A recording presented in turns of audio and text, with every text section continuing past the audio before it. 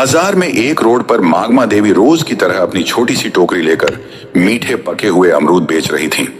उनकी दो बेटियां थीं, दोनों ही हीरे की तरह पली बड़ी थीं। बड़ी बेटी नंदनी सिंह देश की सरहद पर फौज में अफसर थीं। छोटी सावित्री सिंह इसी शहर की डिस्ट्रिक्ट मजिस्ट्रेट यानी डीएम थीं। मागमा देवी को अपनी बेटियों पर बहुत नाज था। जब भी कोई पूछता, अम्मा आपकी बेटियां क्या करती हैं, तो उनका सीना गर्व से चौड़ा हो जाता। वह कहती, एक देश की रक्षा करती है और दूसरी जिले की। लेकिन मागमा देवी आज भी कभी कभी बाजार में अमरूद बेचने बैठ जाती, पर अपनी बेटियों को कभी नहीं बताती। सब कुछ ठीक चल रहा था, तभी एक इंस्पेक्टर जिसका नाम अरुण चौधरी था, अपनी बुलेट मोटरसाइकिल पर वहां आया। उसने बाइक सड़क किनारे रोकी और सीधा मागमा देवी की टोकरी के पास आकर खड़ा हो गया। अरुण ने टोकरी में से एक अमरूद उठाया और बिना कुछ कहे मुंह में डाल लिया। मागमा देवी थोड़ी सकुचाई और बोली, साहब अमरूद मीठे हैं, आप चाहें तो तोल दूं? अरुण चौधरी ने अकड़ते हुए जवाब दिया, हाँ हाँ दे 1 किलो। मागमा देवी ने कांपते हाथों से अमरूद तोलकर पॉलिथीन में दे दिए। अरुण ने पैकेट लिया, फिर से एक अमरूद निकाला और सामने ही काट कर खाने लगा। कुछ देर तक चबाने के बाद उसने मुंह बनाते हुए कहा, ये क्या बेचा है तूने, एकदम बेस्वाद। अमरूद मीठा तो बिल्कुल भी नहीं है। मागमा देवी घबरा कर बोली, नहीं साहब, बहुत मीठे हैं, आप चाहें तो दूसरा छक्कर देख लीजिए। लेकिन अरुण चौधरी हंसते हुए बोला, चुप, तेरे अमरूद का एक दाना भी मीठा नहीं। तूने मुझे बेवकूफ बनाया है, और सुन, मैं 1 रुपया भी नहीं दूंगा, समझी? मागमा देवी ने हिम्मत करके हाथ जोड़ते हुए कहा, साहब मेहनत से लाए हैं, कुछ तो पैसे दे दीजिए बस। यही सुनते ही अरुण चौधरी का पारा चढ़ गया। उसने गुस्से में झुककर पूरी टोकरी उठाई और सड़क की दूसरी तरफ जोर से फेंक दी। टोकरी पलट गई और सारे अमरूद सड़क, गाड़ियों और नाली में बिखर गए। मागमा देवी हक्की बक्की रह गईं। उनकी आंखों में आंसू भर आए, होंठ कांपने लगे। उनकी मेहनत और इज्जत दोनों ही सड़क पर कुचली जा रही थी। आसपास भीड़ जमा हो गई थी। लोग तमाशा देख रहे थे, कानाफूसी कर रहे थे, लेकिन किसी की हिम्मत नहीं हुई कि उस वर्दी वाले से कुछ कहे। फिर अरुण चौधरी ने अपनी मूंछों पर ताव दिया, बाइक स्टार्ट की और वहां से ऐसे चला गया जैसे कुछ हुआ ही ना हो। भीड़ में से किसी ने मागमा देवी की मदद नहीं की, लेकिन पास के ही एक घर की छत पर खड़ा एक नौजवान लड़का रोहित ये सब कुछ अपने मोबाइल फोन में रिकॉर्ड कर रहा था। उसका खून खौल रहा था। वह मागमा अम्मा को बचपन से जानता था और उनका बहुत सम्मान करता था। उसने वीडियो रिकॉर्ड करना बंद किया और सोचने लगा कि इस वीडियो का क्या किया जाए। उसे पता था कि मागमा अम्मा की एक बेटी फौज में है। उसने कहीं से उनका नंबर जुगाड़ किया था। उसने तुरंत वह वीडियो नंदनी सिंह के व्हाट्सएप पर भेज दिया और नीचे एक छोटा सा मैसेज लिखा, नंदनी दीदी, देखिए आज बाजार में आपकी मां के साथ क्या हुआ। हजारों किलोमीटर दूर बर्फीली पहाड़ियों के बीच बॉर्डर की एक चौकी पर नंदनी सिंह अपनी राइफल साफ कर रही थी। तभी उसके फोन पर व्हाट्सएप का मैसेज टोन बजा। उसने फोन उठाकर देखा, एक अनजान नंबर से वीडियो आया था। उसने वीडियो प्ले किया। जैसे जैसे वीडियो आगे बढ़ा, नंदनी के चेहरे का रंग बदलता गया। उसकी शांत आंखें गुस्से से लाल हो गईं। जब उसने इंस्पेक्टर अरुण चौधरी को अपनी मां की टोकरी उठाकर फेंकते देखा तो उसके हाथ कांपने लगे। उसकी मां, जिसने उसे और उसकी बहन को पालने के लिए अपनी पूरी जिंदगी लगा दी, आज सड़क पर बेबस रो रही थी और लोग तमाशा देख रहे थे। उसके अंदर का फौजी जाग उठा। उसका मन किया कि अभी यहां से जाए और उस इंस्पेक्टर की वर्दी नोच ले। उसने अपने दांत भींच लिए, उसकी सांसें तेज हो गई थीं। उसने तुरंत वह वीडियो अपनी छोटी बहन डीएम सावित्री सिंह को फॉरवर्ड किया। वीडियो भेजते ही उसने सावित्री को फोन लगाया। सावित्री उस वक्त अपने ऑफिस में एक जरूरी मीटिंग में थी। उसने अपनी बड़ी बहन का फोन देखा तो मीटिंग रोककर फोन उठाया और पूछा, हाँ दीदी, सब ठीक है, कुछ भी नहीं है, बोली। नंदनी की आवाज में गुस्सा और दर्द साफ झलक रहा था।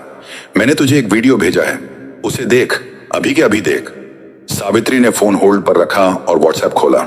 वीडियो देखते ही उसके पैरों के नीचे से जमीन खिसक गई। उसकी मां, उसकी प्यारी मां, सड़क पर बिखरे अमरूद के लिए रो रही थी।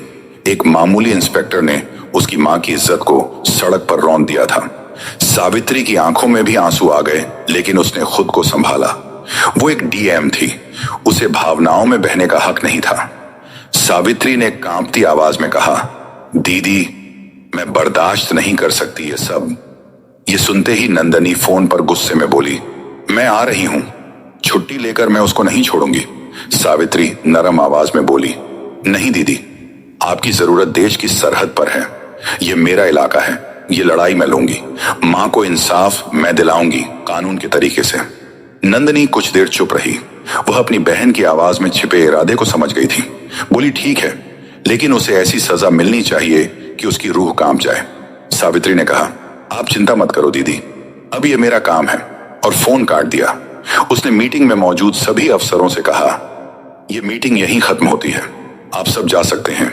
सावित्री अपनी सरकारी गाड़ी में नहीं बल्कि एक प्राइवेट गाड़ी में बैठकर अपने पुराने घर की तरफ निकली। रास्ते में उसने अपने डीएम वाले कपड़े बदलकर एक साधारण सा लाल रंग का सलवार सूट पहन लिया। वह अपनी मां के पास एक बेटी बनकर जाना चाहती थी, डीएम बनकर नहीं। जब वह घर पहुंची तो मग्न देवी एक कोने में चुपचाप बैठी थी। उनकी आंखें सूजी हुई थीं। अपनी बेटी को अचानक देखकर वह घबरा गई। सावित्री, तू यहां सब ठीक तो है? सावित्री कुछ नहीं बोली। वह बस अपनी मां के पास गई और उन्हें कसकर गले लगा लिया। मां की गोद में सिर रखकर वह अपने आंसू नहीं रोक पाई। मां, आपने मुझे बताया क्यों नहीं? मागमा देवी ने सिसकते हुए कहा, क्या बताती बेटी, मैं नहीं चाहती थी कि तुम लोगों को कोई परेशानी हो, और वह पुलिस वाला है। छोड़ उसकी बात, आज तू इतने दिनों बाद आई है, आज मैं बहुत खुश हूं। सावित्री ने अपनी मां के आंसू पोंछे और उनका हाथ अपने हाथ में ले लिया और बोला, अब आप गरीब और अकेली नहीं है मां, आपकी बेटी इस जिले की मालिक है। मैं वादा करती हूं, जिसने भी आपके साथ ऐसे दुर्व्यवहार किया है उसे उसकी कीमत चुकानी पड़ेगी। आपकी खोई हुई इज्जत में वापस लाऊंगी। मंदमा देवी ने अपनी बेटी की आंखों में एक अलग ही आत्मविश्वास देखा। वह बस चुपचाप उसे देखती रही। उस रात सावित्री ने एक पूरा प्लान बनाया। वह जानती थी कि अगर वह डीएम बनकर थाने जाएगी तो सारे पुलिस वाले उसके पैरों में गिर जाएंगे और असली गुनहगार कभी सामने नहीं आएगा। उसे उन्हें रंगे हाथों पकड़ना था। अगली सुबह उसने पीला सलवार सूट पहना और अपने सबसे भरोसेमंद अफसर एसडीएम विकास को फोन किया।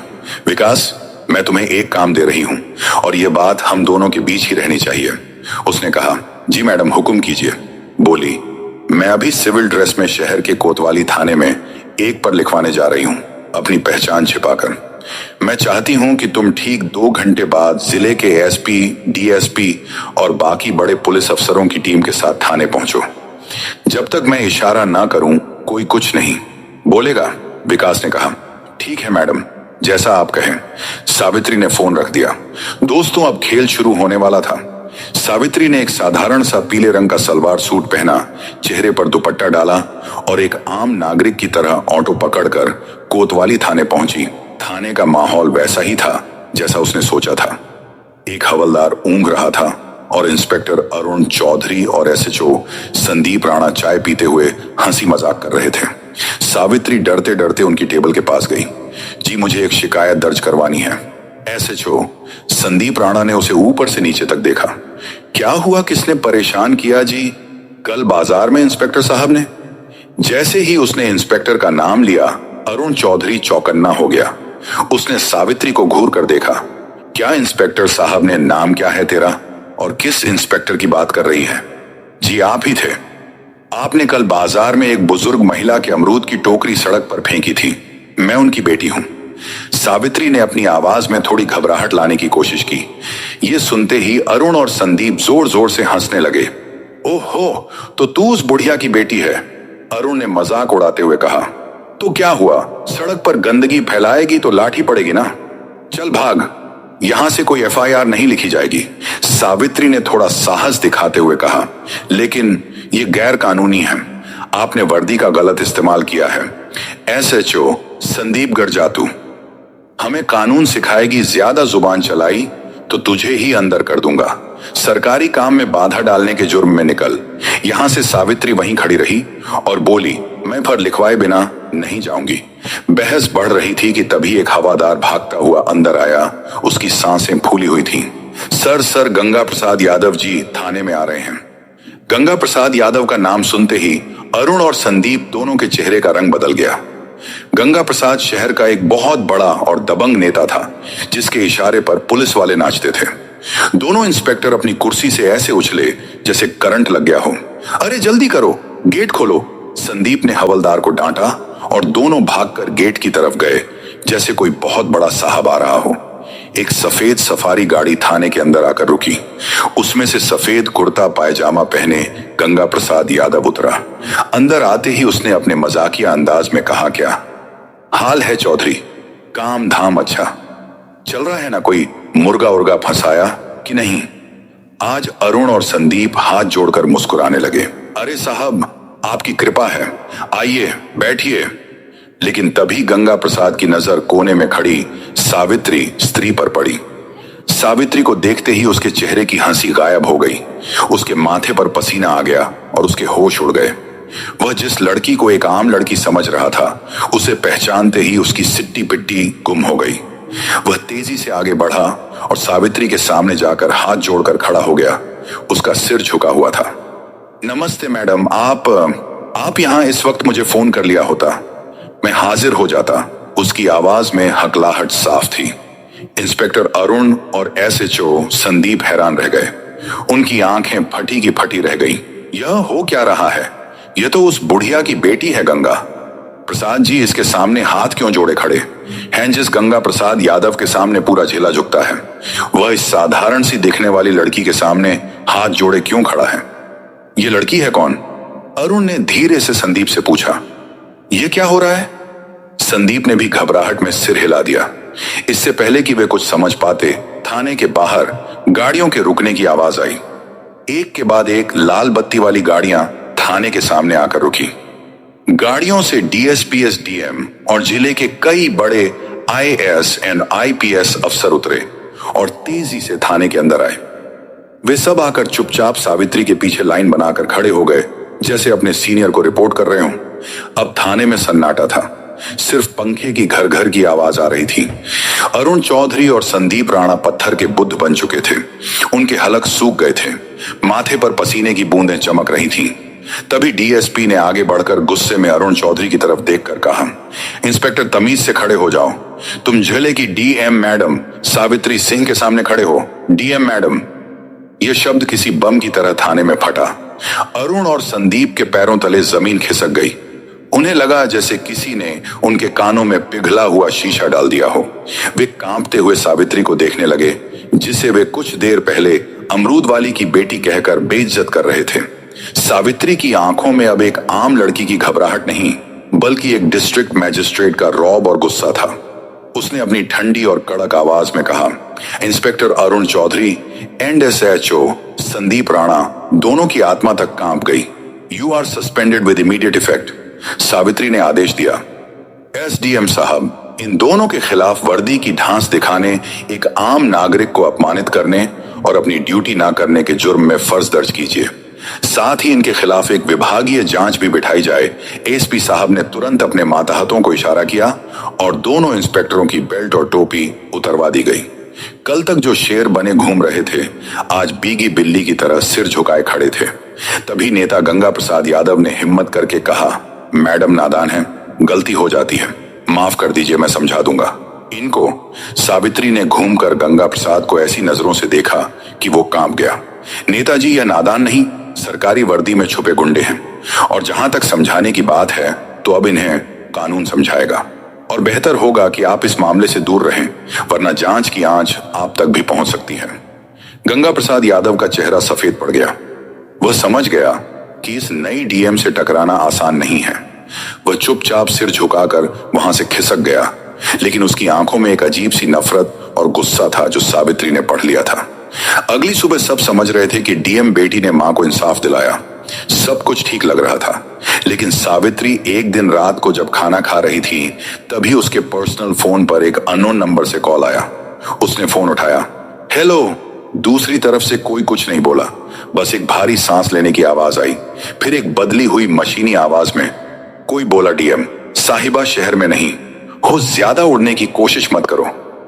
इंस्पेक्टर तो बस मोहरे थे, खेल तो अब शुरू होगा। सावित्री ने कड़क आवाज में पूछा, कौन बोल रहा है? वही जिसकी दुम पर तुमने पैर रख दिया है, कहकर उस आदमी ने फोन काट दिया। सावित्री के माथे पर चिंता की लकीरें उभर आईं। वह समझ गई थी कि गंगा प्रसाद यादव इतनी आसानी से हार मानने वालों में से नहीं है। यह लड़ाई अभी खत्म नहीं हुई थी, बल्कि अब और भी ज्यादा खतरनाक होने वाली थी। उसे अब सिर्फ अपनी मां की इज्जत ही नहीं, बल्कि उनकी जान की भी फिक्र होने लगी थी। उसने तुरंत ही एसपी को फोन किया और अपनी मां के घर के आसपास सादी वर्दी में 2 पुलिस वालों को तैनात करने को कहा। वह अपनी मां को डराना नहीं चाहती थी, लेकिन कोई भी खतरा मोल लेना भी नहीं चाहती थी। अगले कुछ दिन शांति से गुजरे। सावित्री को लगा शायद उसकी चेतावनी काम कर गई और गंगा प्रसाद यादव पीछे हट गया है, लेकिन वह तूफान से पहले की शांति थी। एक सुबह जब मागमा देवी बाजार में अपने अमरूद की टोकरी लगाकर बैठी ही थी कि अचानक पुलिस की 3 गाड़ियां वहां आकर रुकी। उनमें से एक नया इंस्पेक्टर उतरा जिसे सावित्री नहीं जानती थी। उसने मागमा देवी की टोकरी की तरफ इशारा करते हुए कहा, हमें सूचना मिली है कि इन अमरूदों की आड़ में नशीले पदार्थों की तस्करी हो रही है, तलाशी लो। इससे पहले कि कोई कुछ समझ पाता, एक सिपाही ने अमरूदों के नीचे से भूरे रंग के नशीले पदार्थ निकाले और चिल्लाया, असर मिल गया। नशीला पदार्थ बाजार में हड़कंप मच गया। लोग कानाफूसी करने लगे। देखो, डीएम की मां नशीले पदार्थ बेचती है। मागमा देवी सन रह गई। वह रोते हुए बोली, नहीं साहब, यह मेरा नहीं है। किसी ने मुझे फंसाया है, लेकिन किसी ने उनकी एक ना सुनी। पुलिस उन्हें जबरदस्ती जीप में बिठा कर ले गई। यह खबर आग की तरह पूरे शहर में फैल गई। न्यूज चैनलों पर ब्रेकिंग न्यूज चलने लगी। डीएम सावित्री सिंह की मां नशीले पदार्थ के आरोप में गिरफ्तार। यह गंगा प्रसाद यादव का मास्टर स्ट्रोक था। उसने सावित्री पर सीधा हमला नहीं किया, बल्कि उसकी सबसे बड़ी ताकत और सबसे बड़ी कमजोरी उसकी मां पर वार किया था। अब सावित्री एक अजीब दुविधा में फंस गई थी। अगर वह अपनी शक्ति का इस्तेमाल करके मां को छुड़ाती तो उस पर पद का दुरुपयोग करने का आरोप लगता, और अगर वह चुप रहती तो उसकी बेगुनाह मां जेल में सड़ती। सावित्री के ऑफिस में फोन की घंटियां बजने लगी। मीडिया मंत्री, सीनियर अधिकारी, हर कोई जवाब मांग रहा था। तभी उसकी बहन आर्मी ऑफिसर अवनिका का फोन आया। उसकी आवाज में गुस्सा और बेचैनी थी। बहन, ये क्या हो रहा है? मैं आ रही हूं। मैं उस गंगा प्रसाद को नहीं छोड़ूंगी। सावित्री ने गहरी सांस ली और अपनी आवाज को स्थिर करते हुए कहा, नहीं दीदी, तुम्हें आने की जरूरत नहीं है। अगर हम भी उनकी तरह गैर कानूनी काम करेंगे तो उनमें और हम में फर्क क्या रह जाएगा? ये लड़ाई अब कानून के दायरे में ही लड़ी जाएगी और जीतेगी भी। सावित्री ने तुरंत एक प्रेस कॉन्फ्रेंस बुलाई। पूरा मीडिया हॉल खचाखच भरा था। कैमरों की फ्लैश लाइट उसकी आंखों में चुभ रही थी। उसने माइक संभाला और कहा, मैं जानती हूं आप सबके मन में क्या सवाल है। मेरी मां पर गंभीर आरोप लगे हैं। कानून सबके लिए बराबर है, चाहे वह एक आम नागरिक हो या डीएम की मां। इसलिए मैं इस केस की जांच से खुद को अलग करती हूं, ताकि जांच पर कोई असर न पड़े। एसपी साहब एक स्पेशल टीम बनाकर इस मामले की निष्पक्ष जांच करेंगे। मुझे भारत के कानून पर पूरा भरोसा है। दूध का दूध और पानी का पानी होकर रहेगा। सावित्री का यह दांव देखकर गंगा प्रसाद यादव भी हैरान रह गया। उसे लगा था कि सावित्री बौखलाकर कोई गलत कदम उठाएगी, लेकिन उसने तो बड़ी समझदारी से खुद को जांच से अलग कर लिया था। लेकिन सावित्री सिर्फ कानून के भरोसे नहीं बैठी थी। उसने रोहित को बुलाया। वही लड़का जिसने पहला वीडियो बनाया था। सावित्री ने कहा, रोहित, मुझे तुम्हारी मदद चाहिए। तुम बाजार में रहते हो, वहां की हर हरकत पर तुम्हारी नजर रहती है। पता लगाओ उस दिन मां की टोकरी के पास कौन कौन आया था। कोई भी अजीब हरकत, कोई भी नया चेहरा, मुझे हर छोटी बड़ी जानकारी चाहिए। रोहित अपनी डीएम दीदी की मदद करने के लिए तुरंत तैयार हो गया। उसने बाजार के दूसरे दुकानदारों और अपने दोस्तों से पूछताछ शुरू कर दी। 2 दिन की कड़ी मेहनत के बाद उसे एक सुराग मिला। पास की एक दुकान के बाहर लगे सीसीटीवी कैमरे की फुटेज में एक आदमी मागमा देवी की टोकरी के पास कुछ रखते हुए दिखा था। उसका चेहरा साफ नहीं था, लेकिन वह वही आदमी था जिसे लोगों ने सस्पेंड हुए इंस्पेक्टर अरुण चौधरी के साथ कई बार देखा था। सबूत मिल चुका था। यह सारा खेल गंगा प्रसाद यादव ने अपने पिट्ठू सस्पेंड हुए इंस्पेक्टरों के जरिए रचा था। अब बारी सावित्री की थी। उसने एसपी के साथ मिलकर एक जाल बिछाया। उन्होंने यह झूठी खबर फैलाई कि सीसीटीवी फुटेज में नशीला पदार्थ रखने वाले का चेहरा साफ साफ आ गया है और पुलिस उसे पकड़ने ही वाली है।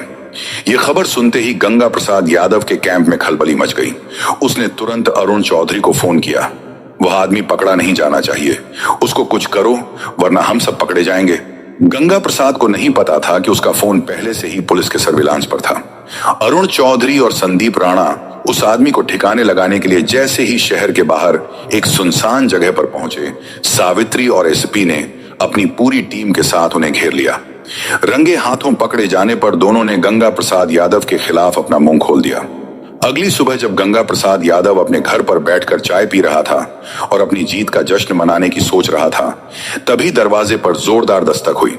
उसने दरवाजा खोला तो सामने डीएम सावित्री सिंह एसपी और भारी पुलिस फोर्स को देखकर उसके होश उड़ गए। वह हकलाते हुए बोला, ये क्या हो रहा है मैडम?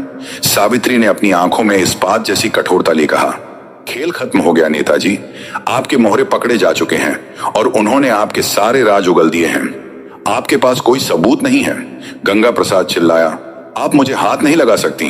एसपी ने आगे बढ़कर उसके हाथ में अरेस्ट वारंट थमाते हुए कहा, सबलियों, here's the proofread version of your sentences. हमारे पास आपकी फोन रिकॉर्डिंग है जिसमें आप एक गवाह के खिलाफ अभिशब्द बोल रहे थे। अब आप हमारे साथ थाने चलेंगे। गंगा प्रसाद यादव का राजनीतिक साम्राज्य एक ही पल में ढह गया। उसे हथकद्दियां पहनाकर पुलिस जीप में ले जाया गया। उसी शाम मागमा देवी को बाइज्जत बरी कर दिया गया। जब वह जेल से बाहर आई तो सावित्री उन्हें लेने आई थी। माँ बेटी एक दूसरे के गले लगकर रो पड़ी और बोली, अब आपको अमरूद बेचने की जरूरत नहीं है। अगली सुबह मागमा देवी को अपनी गाड़ी में बैठाकर अपनी पोस्टिंग पर लेकर चली गई और दोनों साथ में हंसी खुशी रहने लगे। जब उसकी बड़ी बहन की आर्मी से छुट्टी मिलती तो वह भी आ जाती। तीनों साथ में हंसी खुशी रहते। तो दोस्तों, यह कहानी केवल मनोरंजन और शिक्षा के उद्देश्य से बनाई गई है। इसमें दिखाए गए सभी पात्र, घटनाएं और संवाद काल्पनिक हैं। किसी भी वास्तविक व्यक्ति, संस्था या घटना से इनका कोई संबंध नहीं है। कृपया इसे केवल कहानी के रूप में देखें और इसका आनंद लें। हम किसी की भावनाओं को ठेस पहुंचाना नहीं चाहते। अगर आपको यह कहानी पसंद आई हो तो इसे लाइक करें और ज्यादा से ज्यादा लोगों तक शेयर करें। कमेंट करके बताएं कि आपको सावित्री का कौन सा कदम सबसे अच्छा लगा और हमारे चैनल को सब्सक्राइब करना न भूलें, क्योंकि हम आपके लिए ऐसे ही प्रेरणादायक कहानियां लाते रहेंगे। धन्यवाद।